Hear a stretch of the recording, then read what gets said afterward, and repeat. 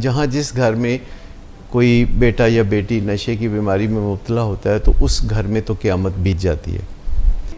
جو بنیادیں ہیں بچے کی اگر مضبوط ہوں تو آگے جا کے وہ جس قدر بھی تعلیم حاصل کرے یا جس قدر بھی زیادہ وہ ترقی کرے اسے نشے کی ضرورت محسوس نہیں ہوگی، کیونکہ اس کے اندر وہ صلاحیتیں پہلے سے اجاگر ہو چکی ہوں گی جنہیں ہم ایگزیکٹو سکلز کہتے ہیں۔ اگر کوئی کسی سربراہی کے منصب پہ ہے یا کوئی ذمہ داری اٹھائے ہوئے ہے اور اسے سٹریس مینج نہیں کرنی آتی تو پھر وہ نشے کی طرف رجحان ہو سکتا ہے۔ آج جس قدر یونیورسٹیز کے طلبہ میں نشے کا استعمال دیکھنے میں آتا ہے، اور خاص طور پر جو اچھی یونیورسٹیز ہوتی ہیں وہاں اور بھی زیادہ بیڑا غرق ہے۔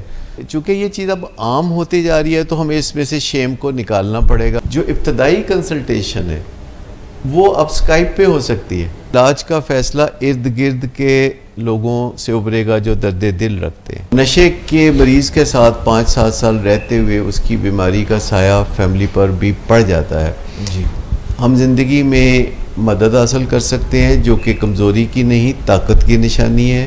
ایک بہت لمبا عرصہ ماں باپ جو ہیں وہ اس امید میں ضائع کر دیتے ہیں کہ اچھا یہ خود ہی چھوڑ دے گا یا اس کی مرضی نہیں ہوگی جب تک تو یہ اس سے ہم کیسے چھڑوا لیں گے۔ جی،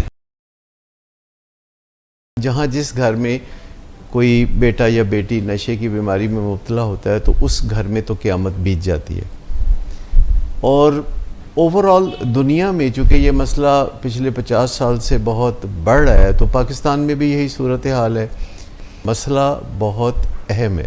جو سٹیک ہولڈرز ہیں ان کو اس کی طرف توجہ دینی چاہیے، جیسے کہ والدین جن کے بچے خطرے میں ہیں، حکومت جن کی ذمہ داری ہوتی ہے کہ نہ صرف آگاہی پیدا کرے مسئلوں پر بلکہ تدارک بھی کرے اور ان امکانات کو کم سے کم کرنے کی کوشش کرے جو نشے کی بیماری کی طرف دھکیل دیتے ہیں کسی انسان کو۔ بچوں میں یہ بیماری بہت کم ہے جو سکول گوئنگ ہیں، لیکن جو کالج گوئنگ ہے پھر اس میں کچھ تعداد بڑھتی ہے، پھر یونیورسٹی میں اور زیادہ تعداد بڑھتی ہے۔ جو لوگ فارغ التحصیل ہوتے ہیں، روزگاروں پہ جاتے ہیں تو ان میں تعداد پھر بڑھتی رہتی ہے، اور جو شخص بھی زندگی میں جتنا کامیابی کے عروج کو پہنچتا ہے اس کے نشہ کرنے کے امکانات بھی بڑھتے ہیں۔ اسی وجہ سے سلیبریٹیز بہت زیادہ نشے کی بیماری میں مبتلا ہوتے ہیں۔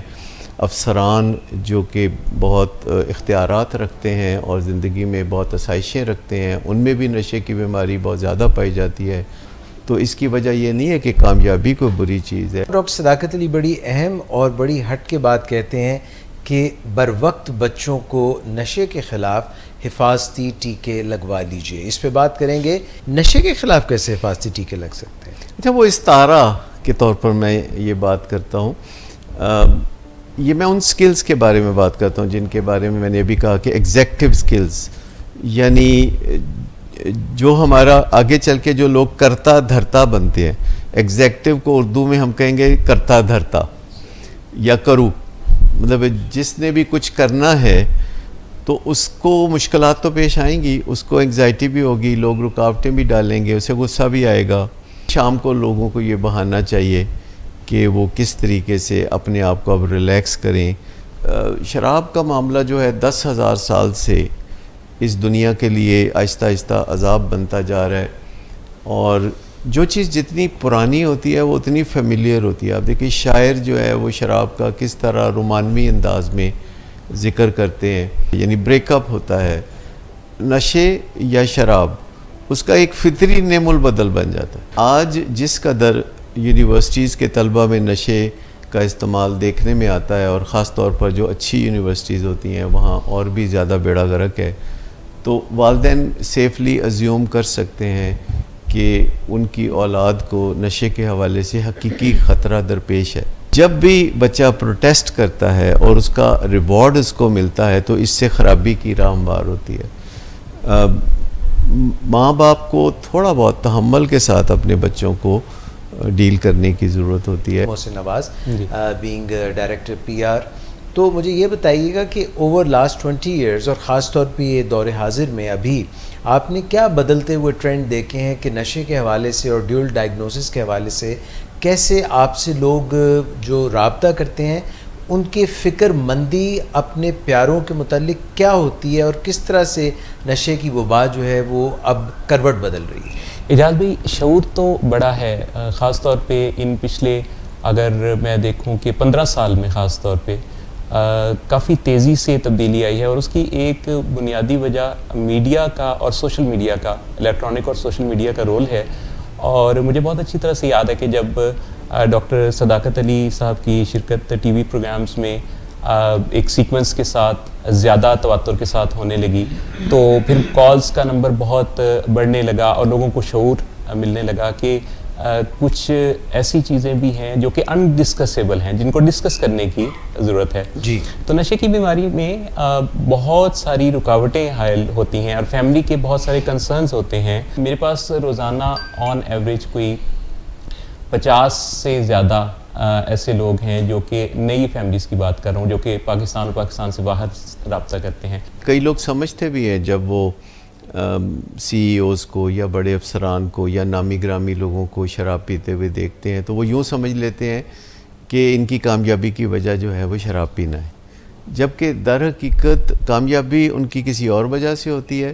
دنیا بھر میں جو حکمران ہیں ان کے اندر بھی یہ نشوں کا استعمال یا شراب کا استعمال جو ہے وہ زیادہ سے زیادہ پایا جاتا ہے۔ پاکستان کی تاریخ پہ نظر ڈالیں تو بہت لاجواب حکمران بھی ایسے گزرے جنہیں اپنے موڈ اور مزاج کو منظم کرنے کے لیے نشے کا سہارا لینا پڑتا تھا۔ یہ کس قدر بے بسی کی بات ہے۔ مریض کا بھی نشے کے ساتھ یا شراب کے ساتھ جو تعلق ہے وہ لو ہیٹ ریلیشن شپ ہوتا ہے۔ چونکہ یہ چیز اب عام ہوتی جا رہی ہے تو ہمیں اس میں سے شیم کو نکالنا پڑے گا، کیونکہ جب تک شیم کو نہیں نکالیں گے تب تک علاج کی راہ ہموار نہیں ہوگی۔ جو ابتدائی کنسلٹیشن ہے وہ اب اسکائپ پہ ہو سکتی ہے، وہ ٹیلی فون پہ بھی ہو سکتی ہے، اور پھر جب اعتماد بحال ہو جاتا ہے، پھر جب بہت ساری معلومات حاصل ہو جاتی ہیں، جب امید کے چراغ جلنے لگتے ہیں تو شرم کم ہو جاتی ہے۔ ایک تو شیم کا پہلو ہے، جی، دوسرا پہلو وہ ڈوئل ڈس آرڈر کا ہے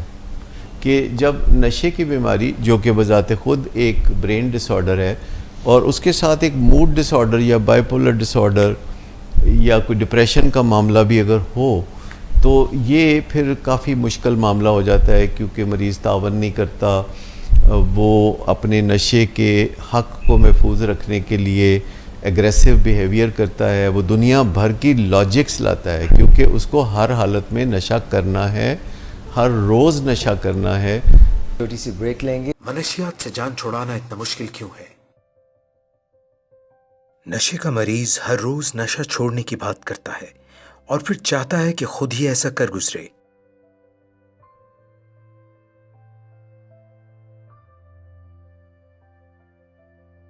وہ اپنے دوستوں کو بتاتا ہے کہ اس نے ہمیشہ کے لیے نشہ چھوڑ دیا ہے، مگر یہ طریقہ زیادہ تر کام نہیں کرتا۔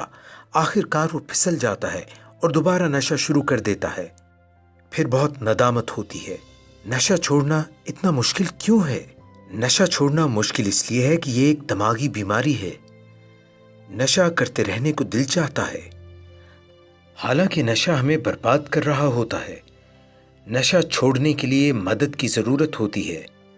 ہمارا دماغ کنٹرول ٹاور کی طرح سگنل بھیجتا ہے تاکہ ہم جان لیں کہ کون سا کام کرنا ہے اور کون سا نہیں۔ وہ ہمیں دوسرے راستے بھی بتاتا ہے۔ نشہ کرنے سے دماغ کے کیمیائی سگنل بدلنے لگتے ہیں، آپ کی پسند اور ناپسند بدل جاتی ہے۔ پھر آپ وہ کرتے ہیں جو نشہ آپ سے کرواتا ہے۔ آپ پوری طرح نشے کے قابو میں آ جاتے ہیں۔ دماغ میں مزے کا مرکز تب متحرک ہوتا ہے جب آپ کھاتے ہیں، آپ کو پیار ہوتا ہے یا پھر کسی مزیدار تجربے سے گزرتے ہیں۔ دماغ کا جو حصہ آپ کو مزے کا احساس دلاتا ہے وہ بھی نشے کا رسیا ہو جاتا ہے اور باقی چیزوں سے منہ موڑ لیتا ہے۔ نشہ ایک طرح سے دماغ کو اغوا کر لیتا ہے اور دماغ کے لیے نشہ سب چیزوں سے زیادہ اہم ہو جاتا ہے۔ جب کوئی نشہ کرتا ہے تو پہلے پہل اسے کیف و سرور ملتا ہے، مزہ آنا اچھا لگتا ہے، مگر وقت گزرنے کے ساتھ ساتھ سرور اتنا بھرپور اور دیر پا نہیں رہتا۔ ایک طرح سے نشے میں برکت نہیں رہتی اور پھر بس ہر وقت نشہ چاہیے۔ نشہ نہ کریں تو بہت سیاپا ہوتا ہے۔ اسے کہتے ہیں کہ آپ کو نشے کی لت لگ گئی ہے۔ मगर आपको इस तरह नशे के चुंगल में फंसे रहने की जरूरत नहीं। नशा छोड़ना मुश्किल है मगर ये ऐन मुमकिन है। दुनिया में रोजाना लाखों लोग नशा छोड़ते हैं। अगर आपको या आपके किसी प्यारे को नशे की बीमारी है तो मदद हासिल कीजिए। सदाकत क्लिनिक से मदद हासिल कीजिए। यहाँ से नहीं तो किसी से भी मदद हासिल कीजिए, पर मदद जरूर हासिल कीजिए। मदद हासिल कीजिए, मदद हासिल कीजिए। A public service message bye Sadaqat clinic. अभी कॉल कीजिए मरी 0300 741 3639, कराची 0314 686 5271।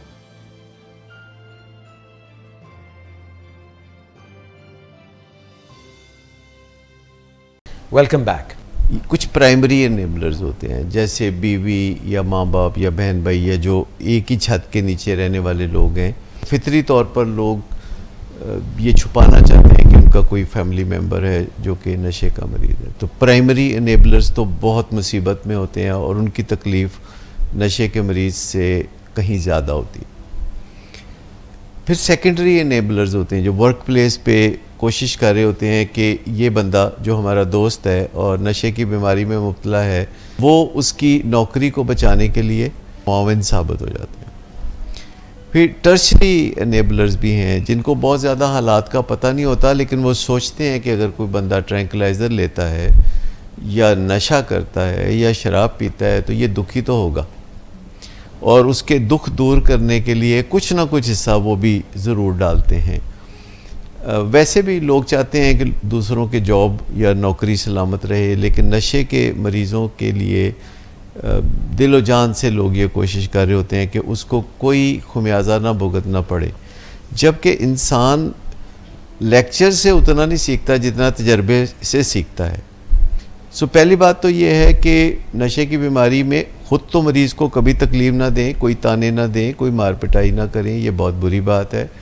उसके साथ कोई ऐसा काम ना करें जो गैर अखलाकी है या गैर शरई है या गैर कानूनी है। लेकिन अगर उसके अपने नशे के गोरख धंधे से कोई तकलीफ़ उभर रही है तो फिर आप अपने आप को ज़रा डिटैच रखें उस चीज़ से और उस तक वो तकलीफ़ जो है पहुंचने दें, ताकि वो क्लियरली देख सके कि मुझे तकलीफ़ पहुंच रही है और मेरे अहले खाना से नहीं पहुंच रही बल्कि नशे से पहुंच रही है। मरीज़ का जो दिमाग है वही तो बीमार है। नशे की बीमारी एक ब्रेन डिसऑर्डर है, तो जब मैदे में तकलीफ़ होती है तो दिमाग फ़ैसला करता है कि डॉक्टर पे जाओ। जब बीमारी का गढ़ जो है वो दिमाग में हो तो दिमाग फिर ये फ़ैसला भी नहीं कर पाता कि इसके इलाज के लिए मुझे डॉक्टर के पास जाना चाहिए। जहाँ किसी को नशे की बीमारी या शराब नोशी जैसा ब्रेन डिसऑर्डर हो तो इलाज का फ़ैसला इर्द गिर्द के लोगों से उभरेगा जो दर्द दिल रखते हैं। हमारे साथ इस वक्त तशरीफ़ रखते हैं हमारे एडिक्शन साइकोलॉजिस्ट हैं, किंग्स कॉलेज लंदन से फारिग तहसील होकर मास्टर्स करके तशरीफ़ लाए हैं अब्दुर्रहमान सदाकत साहब। मैं आपसे सवाल करना चाहूँगा, you R a young man, आप यंगस्टर्स की काउंसलिंग करते हैं, वो ड्रॉप आउट्स होते हैं, वो अपनी तालीम छोड़ चुके होते हैं या उनके कोई रिलेशनशिप प्रॉब्लम्स हो रहे होते हैं, तो इस पे आप हमें ज़रा ओवरव्यू दें। असल में यूनिवर्सिटीज़ जो पाकिस्तान में भी या बाहर जो बहुत बड़ी और मशहूर यूनिवर्सिटीज़ हैं उनमें काफ़ी जो ट्रेंड एक शुरू होता है अगर एडिक्शन का, तो वो शुरू होता है सिगरेट स्मोकिंग की तरफ से।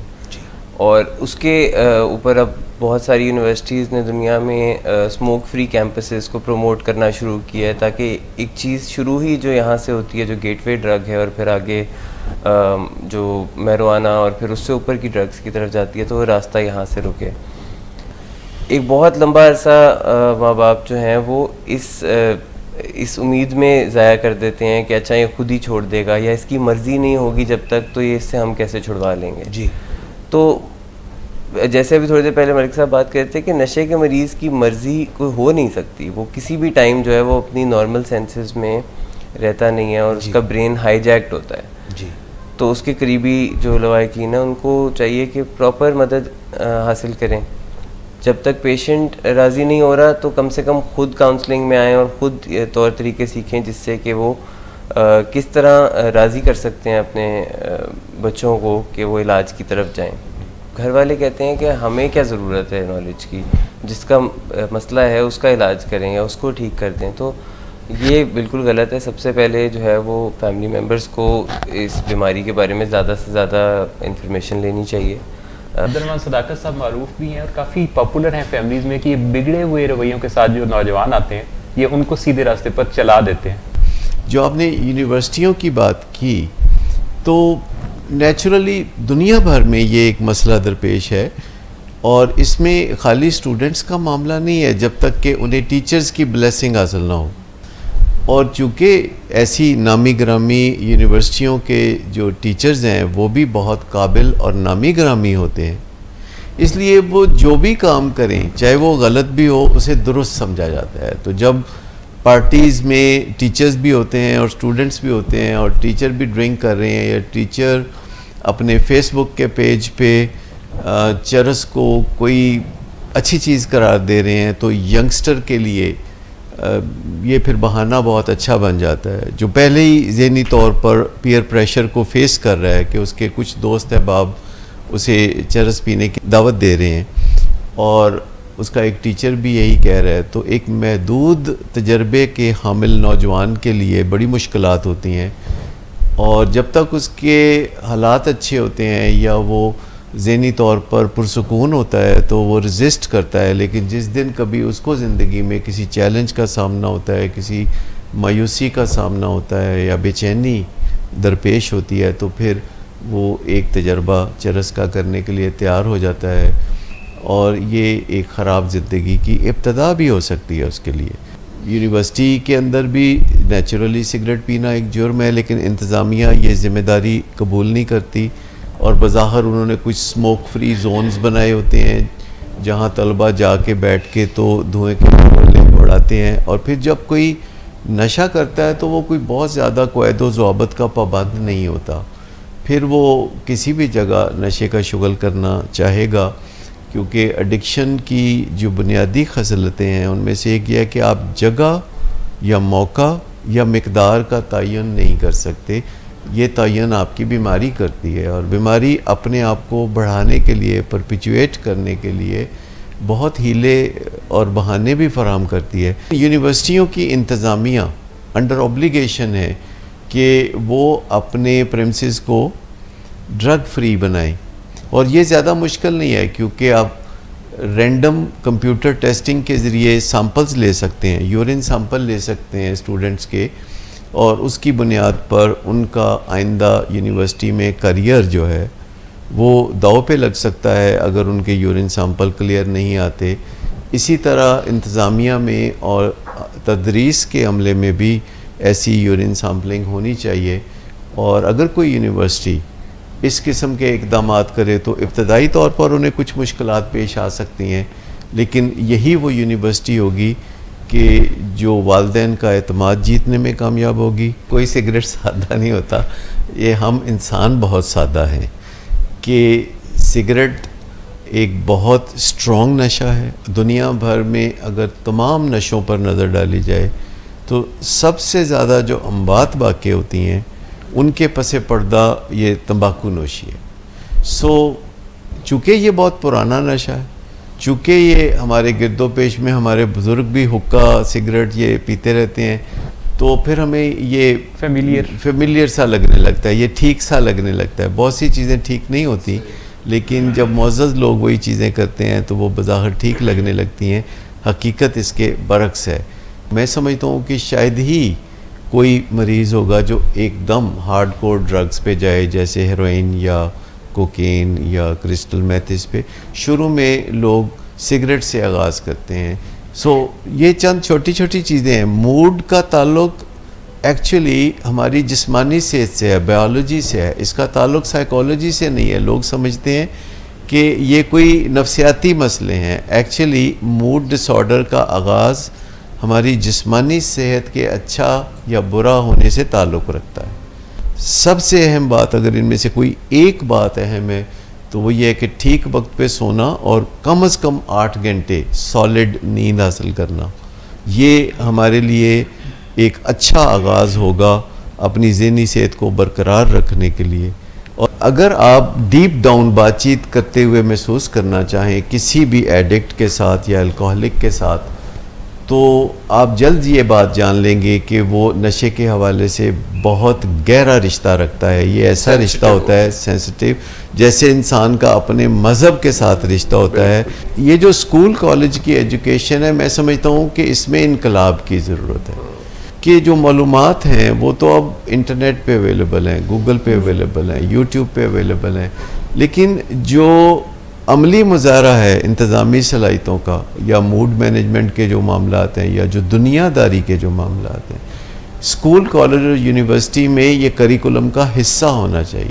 فیملی بھی بیمار ہو چکی ہوتی ہے، اس کو ہم شیڈو النس کہتے ہیں، کہ جو پرائمری کرونک بیماریاں ہوتی ہیں یا جو بڑی بیماریاں جن کو کہتے ہیں، جیسے ڈائبٹیز ہے یا دل کی بیماری یا کینسر ہے، تو اس میں فیملی کے اوپر بھی بہت برے اثرات ہوتے ہیں آن گوئنگ.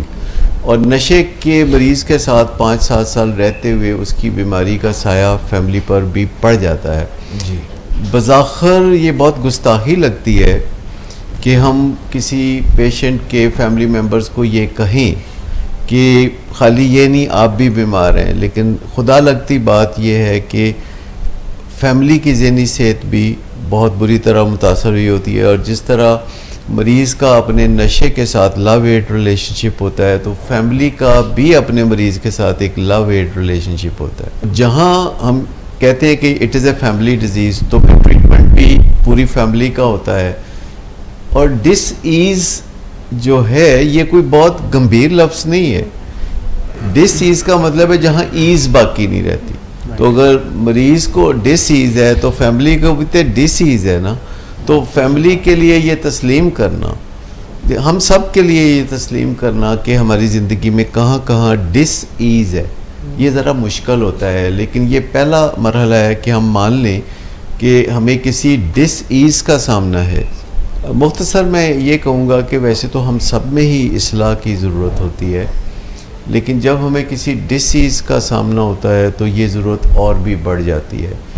ہم زندگی میں مدد حاصل کر سکتے ہیں جو کہ کمزوری کی نہیں، طاقت کی نشانی ہے. اور مدد کی راہ اس طرح ہموار ہوتی ہے جب ہم یہ فکر کرنا چھوڑ دیتے ہیں کہ لوگ کیا کہیں گے. ہمیں زیادہ پرواہ اس چیز کی ہونی چاہیے کہ جس مسئلے میں ہم پھنسے ہوئے ہیں اس میں سے نکل آئیں. ہمارا بیٹا نشے سے نجات حاصل کر لے، یہ زیادہ امپورٹنٹ ہے بنسبت اس کے کہ کسی کو پتہ چلے گا کہ وہ نشے کا مریض ہے یا نشے کے علاج میں ہے. فکر سے کوئی مسئلہ حل نہیں ہوتا، تدابیر سے مسئلہ حل ہوتا ہے، گول سیٹنگ سے مسئلہ حل ہوتا ہے. اور گول سیٹنگ میں جہاں یہ گول امپورٹنٹ ہے کہ ہمارا پیارا نشے سے نجات حاصل کریں، وہاں اس کے لیے صحیح وقت ایلوکیٹ کرنا کہ یہ مسئلہ کتنے عرصے میں حل ہوگا، یہ ہمیں بہت سی فکروں سے نجات دیتا ہے. لوگ سمجھتے ہیں کہ کچھ پانے کے لیے کھونا پڑتا ہے، یہ ماضی بعید میں شاید ایسا درست ہو، لیکن آج کی بیسٹ پریکٹسز کے ساتھ آپ ایڈونچرس طریقے سے آگے بڑھ سکتے ہیں اپنے خاندان کے مسئلے حل کرنے کے لیے. اور اس میں ایک جو میں یہ بھی ٹپ دینا چاہوں گا کہ یہ جو مقدس منصوبہ ہے اپنے کسی فیملی ممبر کو نشے سے نجات دلانے کا، اگر آپ پرجوش طریقے سے اس منصوبے میں حصہ لیں اور اس کو انجوائے کرنا شروع کر دیں تو یہ انجوائمنٹ آپ کو تھکنے نہیں دے گی اور آخر کار آپ کامیابی حاصل کر لیں گے.